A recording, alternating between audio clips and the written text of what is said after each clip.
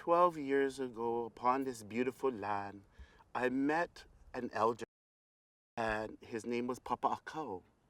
And Papa Akau told stories of this beautiful place of Pu'ukohola, stories that was shared to him by his kupuna.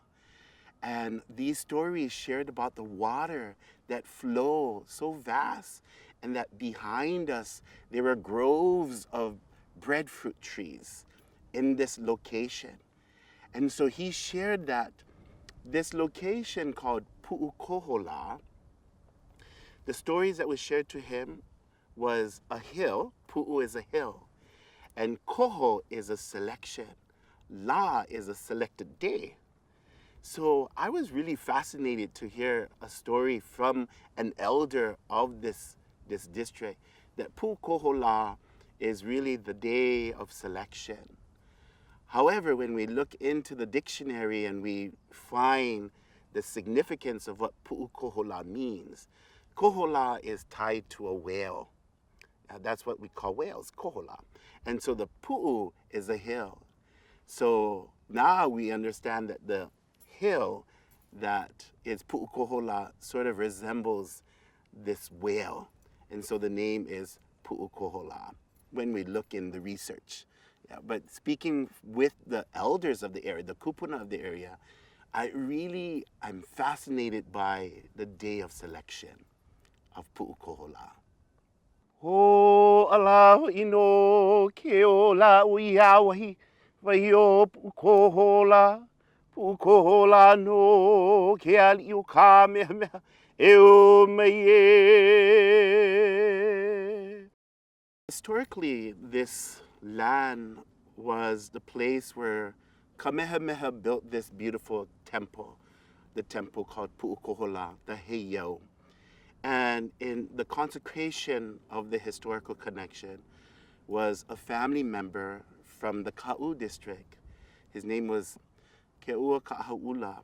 And this was a chief of the Ka'u district. And he was brought here to meet with Kamehameha. But he learned his faith earlier, that as he traveled through Puna, he experienced an element change, meaning Pele erupted and the ash covered all his men. So he knew that whatever was going to be, it was a prophecy of his death. So he journeyed up to this beautiful place called Pu'ukohola, and his welcome was welcomed by Kamehameha the Great. But then he learned that his body was placed on the heiau and consecrated the completion of Pu'ukohola.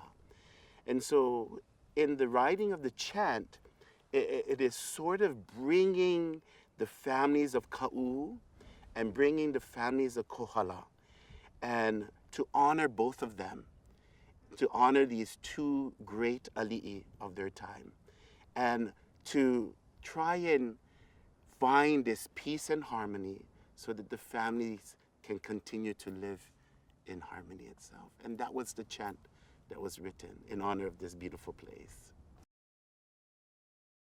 Referencing going to the temples in Japan, and how you enter the temple, there is the misogi, the water, and you cleanse your hands, you cleanse your internal body. And that's really prepping yourself to walk upon the footpaths of the gods. And here our temples are very similar in that before you approach these temples, you should go down to the ocean and do a cleanse. And then come and approach with respect as we would when we go to the temples. You know, back in Japan, the temples, there's priests, priestesses, but a lot of our heiau do not have that anymore. So just the respect of approaching, not really climbing on top of them, understanding their vast beauty, and really connecting spiritually. And that's what I find that's also connected to the island. Here on Hawaii Island, you live the culture. It's not just you reading about it. So the respect of knowing how to enter the temples back at home and how to enter here as well.